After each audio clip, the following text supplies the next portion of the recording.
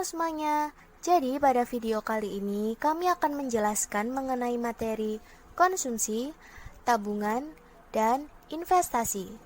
Yuk kita simak bareng materinya. Pengertian konsumsi. Konsumsi adalah suatu kegiatan yang bertujuan mengurangi atau menghabiskan suatu benda, yaitu barang dan jasa, dalam rangka pemenuhan kebutuhan dan kepuasan secara langsung.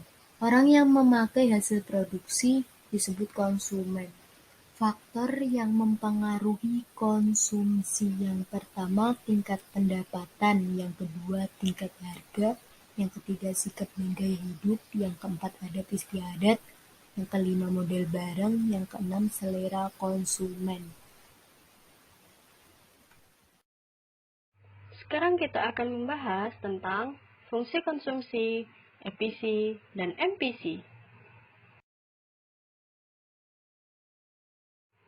Sebelum pembahasan lebih lanjut, sebenarnya fungsi konsumsi itu apa sih? Fungsi konsumsi adalah persamaan yang menjelaskan perilaku konsumen rumah tangga dalam menggunakan pendapatan yang tersedia untuk dibelanjakan. Perilaku konsumsi dipengaruhi oleh beberapa faktor, terutama income, lebih tepatnya disposable income atau pendapatan yang tersedia untuk dibelanjakan.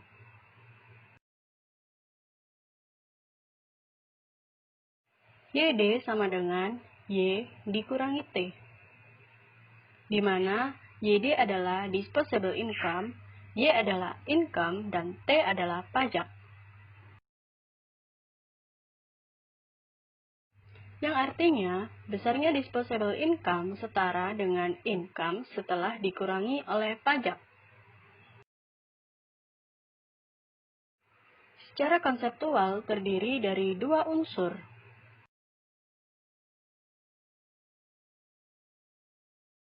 Yang pertama adalah autonomous consumption yang disimbolkan dengan C0. Yakni besaran konsumsi minimal pada saat income sebesar 0.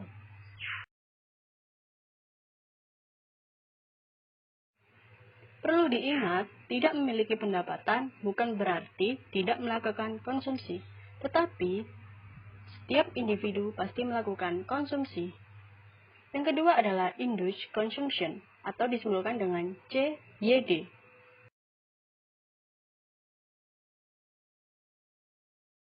Yaitu konsumsi yang muncul akibat adanya income.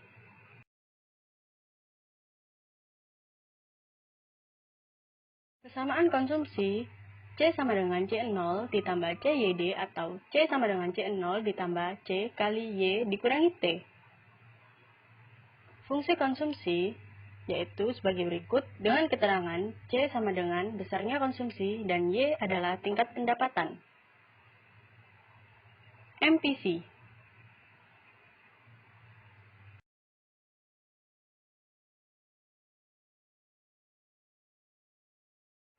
MPC adalah singkatan dari Marginal Propensity to Consume.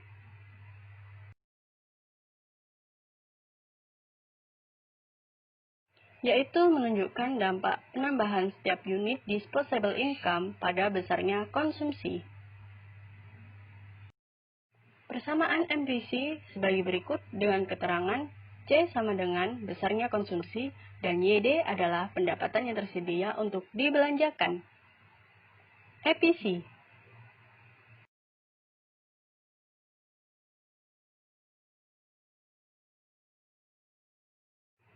EPC adalah singkatan dari Average Propensity to Consume.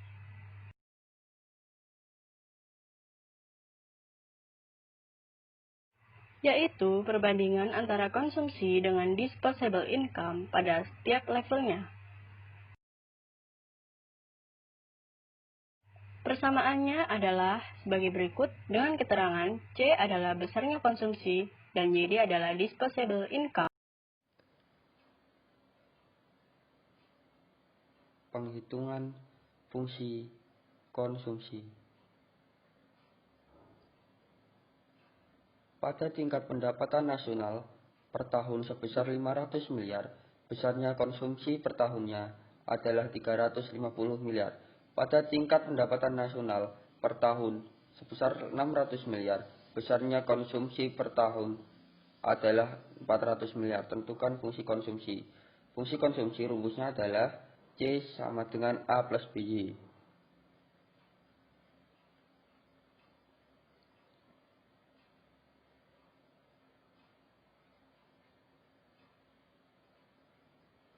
Setelah diketahui A plus BY-nya, maka fungsi konsumsi adalah C sama dengan 100 miliar plus 0,5 Y. Selanjutnya adalah kurva konsumsi. Di sini terdapat dua kurva. Yang pertama, kurva konsumsi dan juga kurva konsumsi dengan MPC menurun. Fungsi tabungan adalah suatu kurva yang menggambarkan sifat hubungan di antara tingkat tabungan rumah tangga dalam perekonomian dan pendapatan nasional atau pendapatan disposable perekonomian tersebut.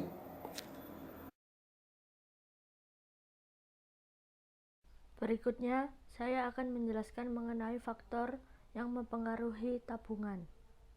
Yang pertama, ada jumlah suku bunga. Besarnya jumlah suku bunga yang ditawarkan oleh sebuah bank mempengaruhi minat masyarakat untuk menabung. Yang kedua, ada pendapatan. Faktor ini digunakan sebagai indikator kemampuan ekonomi masyarakat untuk menabung, sehingga diharapkan ketika terjadi peningkatan pendapatan, maka masyarakat akan giat menabung. Yang ketiga, ada lama bekerja. Lama bekerja juga merupakan salah satu faktor terjadinya peningkatan dalam simpanan bank, karena semakin lama masyarakat bekerja, semakin lama pula dana yang dihimpun dari masyarakat untuk menabung di bank. Dan yang terakhir ada tingkat pendidikan. Semakin pendidikan ditingkatkan, maka semakin baik untuk pekerjanya, sehingga pendapatan yang diterima sangat besar. Kemudian, masyarakat dapat menghimpun dananya di bank. Berikut saya akan menjelaskan mengenai fungsi tabungan. S sama dengan Y dikurangi C, atau Y dikurangi A dikurangi B dikali Y, atau minus A ditambah Y dikurangi B dikali Y, atau minus A ditambah 1 dikurangi B dikali Y, atau minus A ditambah S dikali Y, di mana S adalah tabungan, Y pendapatan, C konsumsi, dan S kecil merupakan koefisien pendapatan nasional. Contoh perhitungan fungsi tabungan.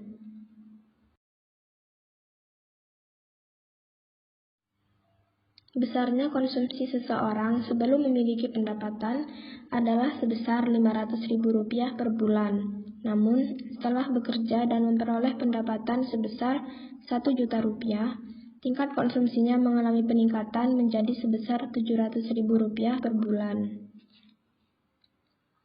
Besar tabungan jika fungsi konsumsinya adalah C sama dengan 500K plus 0,2Y adalah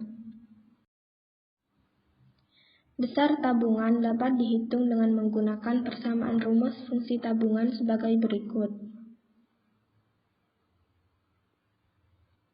S sama dengan min A plus dalam kurung 1 min B dikali Y, atau S sama dengan min A plus dalam kurung 1 min B dikali YD.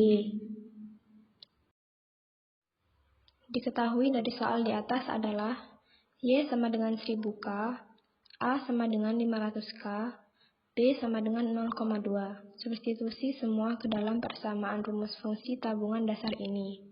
S sama dengan min 500K dikali 1 min 0,2Y. S sama dengan min 500K plus 0,8Y. Besar tabungannya adalah S sama dengan min 500K plus 0,8 dikali 1000K, S sama dengan min 500K plus 800K, S sama dengan 300K rupiah. Jadi, besar tabungan yang dilakukan oleh orang tersebut adalah 300K atau Rp300.000.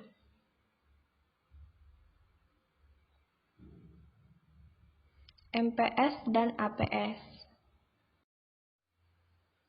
Marginal propensity to save. MPS atau kecenderungan menabung marginal adalah perbandingan antara pertambahan tabungan dengan pertambahan pendapatan disposable. Rumus marginal propensity to save. Kecenderungan menabung marginal MPS dapat dinyatakan dengan menggunakan persamaan rumus sebagai berikut. MPS sama dengan delta S per delta Y. Delta S sama dengan selisih tingkat tabungan sekarang dan sebelumnya. Delta Y sama dengan selisih besarnya pendapatan sekarang dengan sebelumnya. Average propensity to save. APS atau kecenderungan menabung rata-rata adalah perbandingan antara tabungan S dengan pendapatan disposable Y ketika tabungan tersebut dilakukan. Rumus average propensity to consume atau APS. Kecenderungan menabung rata-rata APC dapat dilakukan dengan menggunakan persamaan rumus seperti berikut ini. APS sama dengan S per Y. Fungsi tabungan diperoleh dari persamaan rumus fungsi konsumsi. S sama dengan min A plus 1 min B dikali Y. Syarat mutlak fungsi tabungan yaitu nilai A harus negatif.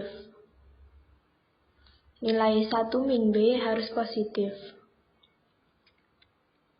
Dengan keterangan S sama dengan tingkat tabungan nasional, 1 min B sama dengan MPS yaitu tambahan pendapatan yang digunakan untuk tambahan tabungan.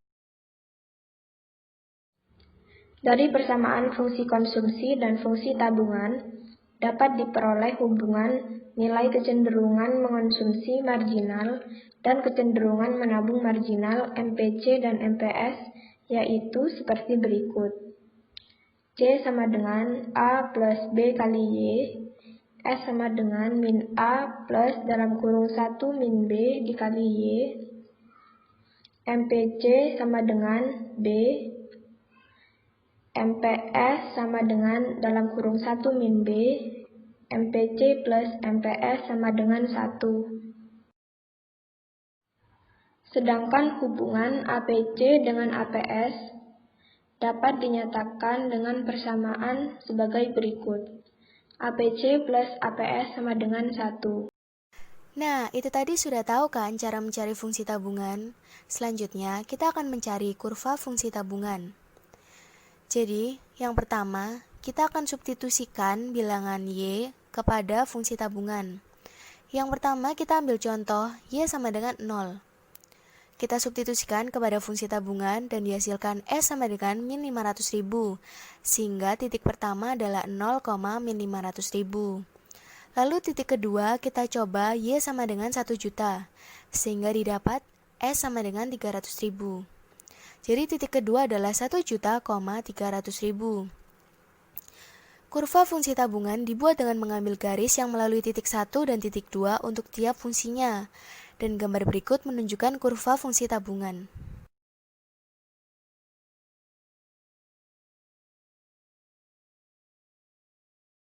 Apa sih kaitannya antara MPC dengan MPS?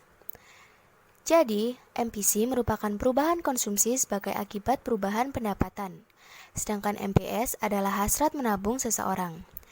Jadi, hubungan antara MPC dan MPS adalah kesatuan fungsi antara konsumsi dan semua faktor yang menyebabkan besarnya konsumsi tersebut. Investasi dibedakan menjadi dua, investasi real dan investasi finansial. Investasi real merupakan investasi terhadap barang-barang yang tahan lama atau barang-barang modal yang akan digunakan untuk proses produksi. Sedangkan investasi finansial merupakan jenis investasi terhadap surat-surat berharga, misalkan pembelian saham, obligasi, atau sertifikat BI. Faktor yang mempengaruhi investasi. Yang pertama, inovasi dan teknologi. Kedua, tingkat perekonomian. Ketiga, harapan perekonomian di masa depan. Keempat, tingkat keuntungan perusahaan. Dan kelima, situasi politik negara. Fungsi investasi dibedakan menjadi dua.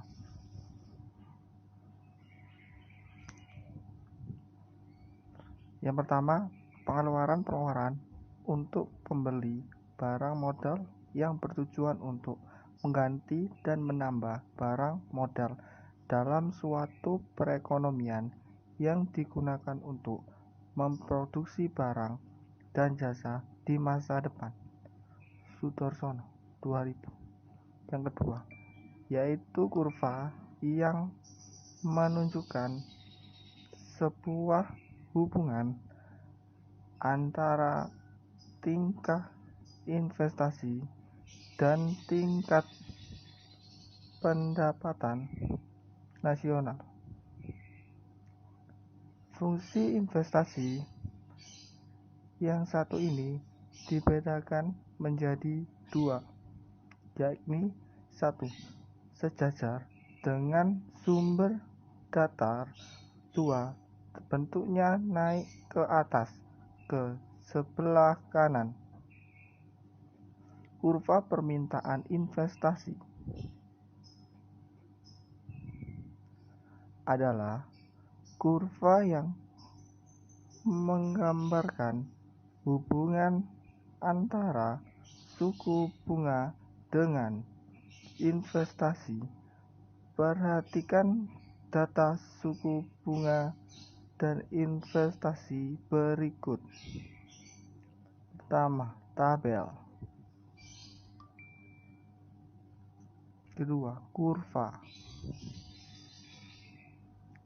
Penjelasannya, kurva permintaan investasi bergerak kiri atas ke kanan bawah seperti halnya kurva permintaan barang dan jasa umumnya. Data kurva tersebut semakin tinggi suku bunga, semakin rendah investasi. Sebaliknya, semakin rendah suku bunga juga akan tinggi investasi. Mengapa tinggi suku bunga jumlah investasi semakin rendah atau kecil? Karena semakin tinggi suku bunga berarti akan semakin banyak bunga yang harus dibayar investor. Ini terjadi bila investasi dilakukan uang pinjaman, sehingga semakin tinggi suku bunga membuat para investor malas untuk berinvestasi. Tetapi bila investasi dilakukan dengan uang sendiri, semakin tinggi suku bunga, maka akan menurunkan semangat investor untuk berinvestasi, sebab investor lebih tertarik membuangkan atau meminjamkan uang demi mendapatkan jumlah bunga yang diinginkan. Nah, itu tadi adalah penjelasan materi dari kelompok kami. Kurang lebihnya mohon maaf dan sampai jumpa.